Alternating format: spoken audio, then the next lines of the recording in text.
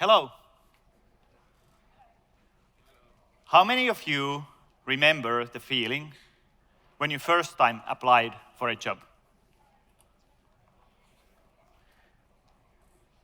Or if you have been on the other side of the table, how many of you remember the feeling when you first hired somebody? Yeah, those are pretty strong moments in life for every one of us. I remember my first job that I got. I was 14 years old. I got my first summer job in a warehouse, and I was so excited that I couldn't sleep for many nights. And also, I remember the first hires I made. My previous company, we were outsourcing sales for insurance industry. And every time we made a new hire, that was one of the most exciting moments for running the business. It was so exciting to get the new person on board and see them even breaking results in just 2 or 3 months. But how many of you, if you think about recruiting, don't just think about these exciting moments of either getting the new employee or then finding this next dream job of yours? Recruitment also brings us a lot of negative emotions, a lot of feelings of anxiety. For example, in my previous company, I hired in 2 years more than 20 people. And it was also the most painful process I needed to go through in running a business. I tried all the different services I could find from the market. I bought everything. I used more money in recruitment services than in any other solution or any other problem in the business. And I got 0 results. I didn't manage to find a single good employee in those years I ran the business using any tools I found from the market. At the same time, I found my actually current wife, that time a girlfriend, using internet. She's actually here in the audience somewhere, also a mother of my child. My 9-month-old child is also there. So I started wondering, how is it possible that I'm able to find my life partner using internet, but I'm not able to find a single good employee using internet?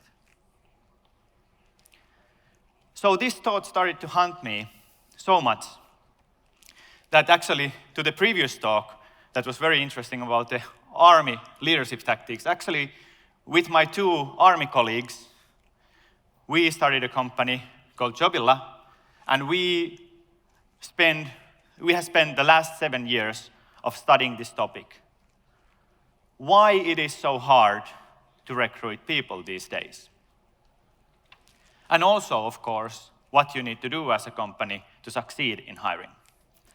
So today I'm going to share you the 3 top findings we have made in these 7 years, day and night studying this topic, why companies fail in hiring. After we started the company, we met thousands of recruiters in the first years of the company. I knew that the problems were really, really hard, but I was really shocked actually that all the recruiters I met shared the same story. Everybody were struggling of finding great candidates. Even the best companies. I was thinking that the best brands would just attract, that the problem was in my previous company that we were a little bit smaller company.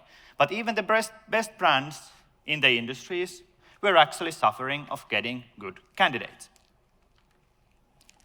And actually, during the 7 years that we have been running Jobilla, the things have just gotten worse every single year. Today, when we open the news, almost every day, there is some industry reporting that they suffer of not getting enough good candidates, that they're suffering from not having enough people to work for us. And actually, these industries are not just industries that are providing the growth for our economy, but it's also going to threaten our basic services. For example, healthcare industry. How many news have we read the past years that we are not going to have enough nurses to take care of us when we are old and we need to be on the elderly homes? So these challenges are actually impacting us every day. And actually, European Union Social and Economic Committee made a study that this challenge is causing European Union to lose 1 billion euros every single day. Imagine, that's a huge amount of money. 1 billion euros. How many of you think that 1 billion euros is a huge amount of money? Rain thinks it's a relatively high. Everybody else thinks it's a huge amount of money. Yeah. But think about it, every day. So this is not just a small challenge. But the big question is that still a couple of decades ago, recruitment used to be easy. You just basically posted ad somewhere and you got a bunch of good applications, and then your job was just to select the best one out of those good applications. So the big question is, what happened? What has happened during the past 20 years that suddenly recruitment has become one of the largest bottlenecks for companies?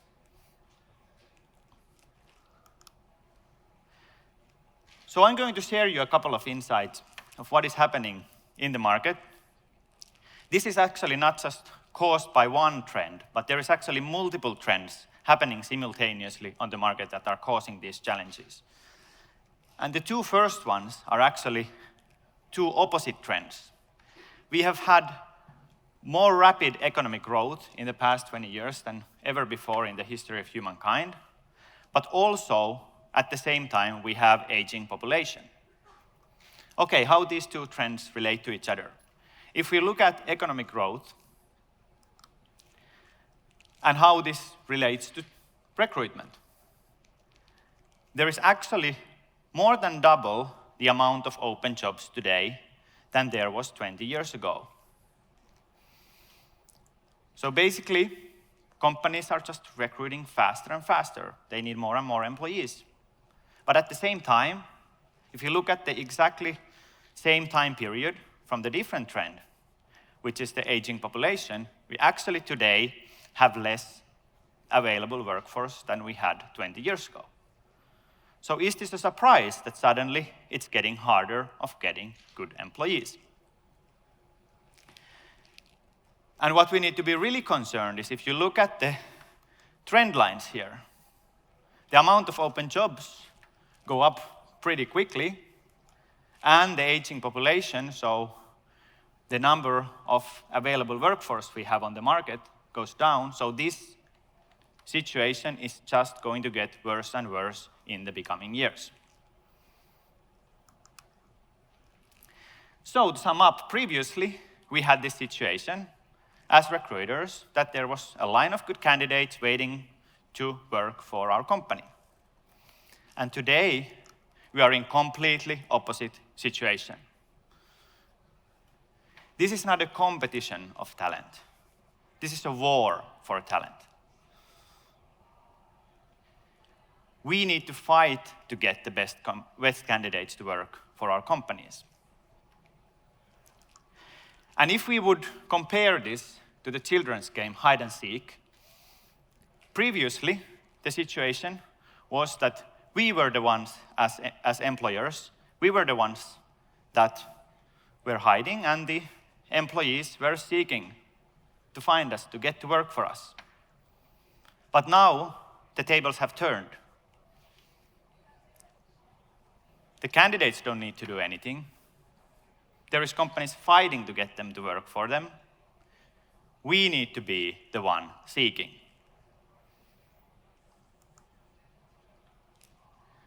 And the next trend that has been impacting recruitment industry is the evolution of technology. So actually, if we go a little bit back, about 200 years, newspapers were the #1 source how people found new jobs. It was pretty simple. You bought a local newspaper, you looked at the job ads, you found an interesting job, applied, and hopefully you got the job. But then everything changed about 1990s, when we all got personal computers on our homes and we could just log on the internet from our home. So we didn't need to buy the newspaper anymore. We could just apply for the jobs from our home and again, hopefully, got a job.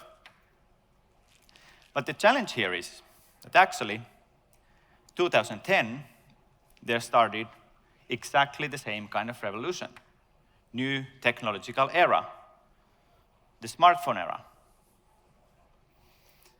But the big challenge here actually is that recruitment industry has not reacted anyway to this change. We still use the exactly same application processes as we used on the computer era. The process is very slow. It's actually on average 3 hours to do a single job application. And this works very well if we have huge amount of applicants looking for open jobs. They are ready to sit with their cup of coffee, fill the job application for 3 hours, and then wait for you to go through the candidates and hire them. But the challenge is, there is the opposite trend like we just went through. The candidates are no longer in the situation where they need to do this. And the screen has gotten a lot smaller. So if it took 3 hours to do with your computer one job application, think about it how long it will take with this device. And actually, the CV is the final nail in the coffin. I have a little practice for you. Take your mobile phones to your hands, and let's all do a CV right now. Okay, I was kidding. But I could feel the stress from the audience of the idea even that you should start to do your CV with your mobile phone. How many actually here in the room have your updated CV in your mobile? One person? Yeah, maybe like 5% of the audience. So when we are asking this in our processes, we are asking exactly what I asked you just a couple of seconds ago. The candidates actually start doing the CV from the scratch with their mobile phones. Because actually 90% of the candidates today in the application process are with their mobile phones, not with their computer. So we need to understand that smartphones have actually completely changed how we operate as human beings. How we use the internet, where we use the internet, and especially how long time are we ready to spend on any single task on the internet. Microsoft made a study that was published by Time magazine that actually today we have shorter attention span than a goldfish. And we expect that we, with this attention span now, with this device, use hours on the process of applying for a job. So is this a surprise that companies get less and less applications? Okay. So now we know the challenges that are causing us not having enough applications and why the numbers of applications are going down every single year. The next question is, whose problem is this? What majority of the companies think that it's HR's problem. They can do it among all the other tasks, payroll and culture and all the things that is in their table. At least the top management thinks that it's not my problem. It's just recruiting. Somebody else can take care of it, right? But actually, Forbes magazine listed this study for the top 10 problems companies face this year. And this war for talent was listed as number 5. Number 5 challenge of causing problems to businesses this year. If you think about the other top challenges in the business, how many leadership groups and management teams outsource it to somebody else in the organization to solve these top problems? The top problems is the top management problem. So we need to accept the fact that it's our job to fix this. We need to take responsibility on actually solving this. So, the 3 reasons why companies fail in hiring are that companies have not reacted to these changed power structures. They are still passively waiting to get applicants, just posting the job to a job portal and not being the active one actually searching for the candidates. The second one is that the process has not evolved for the smartphone era. We need to understand the differences between the small device and the computer age. We basically need to change everything if we want to attract people using smartphone. And the third one is that our top management should take the ownership of actually solving the challenges. So the next question is then, what should I do? Okay, we know the challenges, but what to do to solve them? Okay, I won't leave it hanging. We have something here.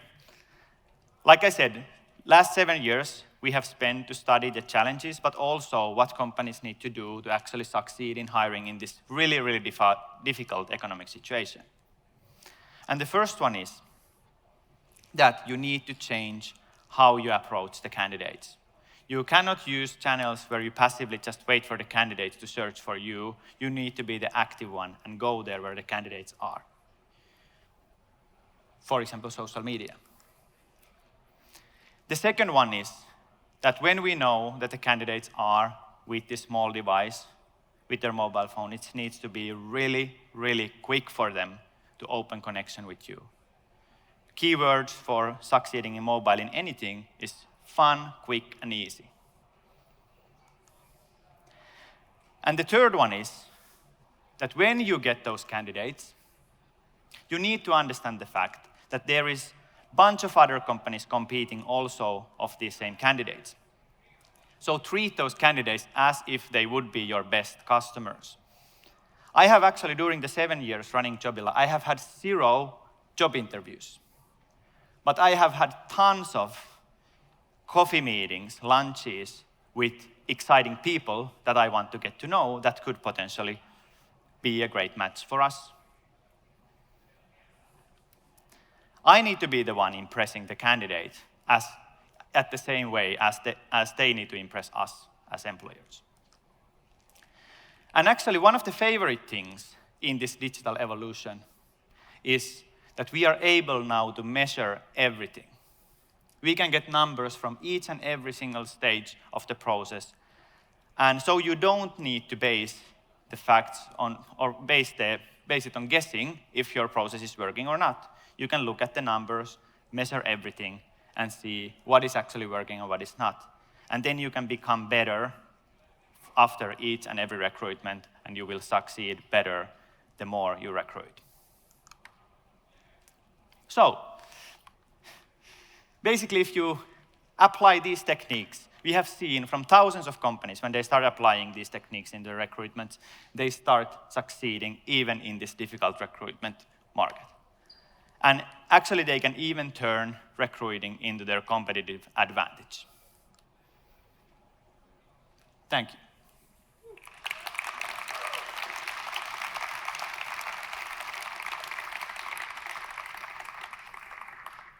All right, thank you very much for that. Very interesting to apply those new techniques. I would say I definitely have found that it's a two-way courting process these days, isn't it? It's no longer just sitting down. You need to sell your company as much as anyone else, which is and I think that ties back to what our previous speakers were speaking about. Be humble. Like Yeah. you're not just, oh, I'm the boss and you've got to come and do that for me. You need to be humble and Exactly. This is actually one of the #1 things we teach to our customers, that be really humble with the candidates. Can you speak a little bit more about employer branding in the early stages? Like, how much Yeah. are you thinking about that? Like, is better employer branding a way of screening out candidates? Yeah. Actually, employer branding is very important. It's of course very important that you make your company attractive to the candidates, but also I actually hate a little bit of the word employer branding because it's like a way of doing excusing of making recruitment marketing without any result, like pressure to get results. Okay. Because if you do brand marketing, it's how do you measure if it was actually successful or not? So I think employer branding should always be linked to actually trying to then get those candidates that got excited about your company to somehow open connection with you. So you should have, at the same way as in digital marketing, you follow actually the leads that you get, how many leads you get. So in the same way, recruitment marketing, you should measure the actual success numbers, which is how many candidates actually got excited about your company, open connection with you. It sounds like there you're sort of also saying, really look at your process and say, where can we measure this? And if you can't measure it, do we really want to work on this? Because if you're not, then it's all voodoo. It sounds like measure, measure, measure is a thing I take away. Exactly. The same as if we think about digital marketing. Digital marketers are today measuring every single step of the process. Why we wouldn't do this same in the recruitment? It's as big challenge today as getting customers. So we should approach this challenge with the same kind of enthusiasm as we approach the challenge of getting new customers.